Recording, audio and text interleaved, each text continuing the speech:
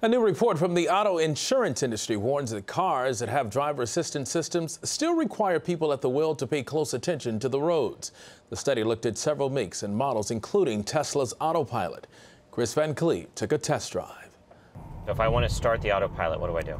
Basically, you want to use the gear lever, just tap that down like you're going to drive again, and then you hear that noise. It's my first time behind the wheel of a Tesla and my first trip with Autopilot, the driver assistance technology that has suffered a series of high-profile accidents, including this fatal crash outside San Francisco in March. It tells me to keep my hands on the wheel. Right, and that's, I think, a message that a lot of people miss, unfortunately. That's Tim Stevens, editor-in-chief of CNET's Roadshow. What is Autopilot? Autopilot is basically a suite of driver assistance systems, all based on camera and radar sensors built into the car. Particularly on the highway, it'll stay within its lane, it'll speed up or slow down based on traffic, and make it so that the car kind of takes some of the drudgery out of driving on the highway. Tesla says the amped-up cruise control should only be used on divided highways because it requires clearly marked lanes and does not respond to traffic signals or stop signs. I feel like there's this perception that this is a self-driving car, which it very much is not. That misperception, or what the NTSB called over-reliance on vehicle automation, factored heavily in this crash in Florida in 2016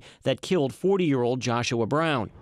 During our drive, Autopilot generally performed well on this busy stretch of New Jersey highway. Whoa!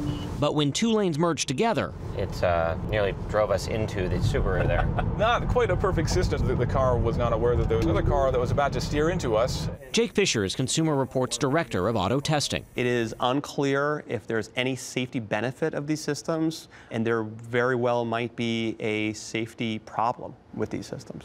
On the magazine's test track, Fisher showed us how Autopilot struggled to navigate some turns when the road lines faded. Nope. Did not get this one. Didn't get that one. To be clear, we are intentionally misusing the system. Right.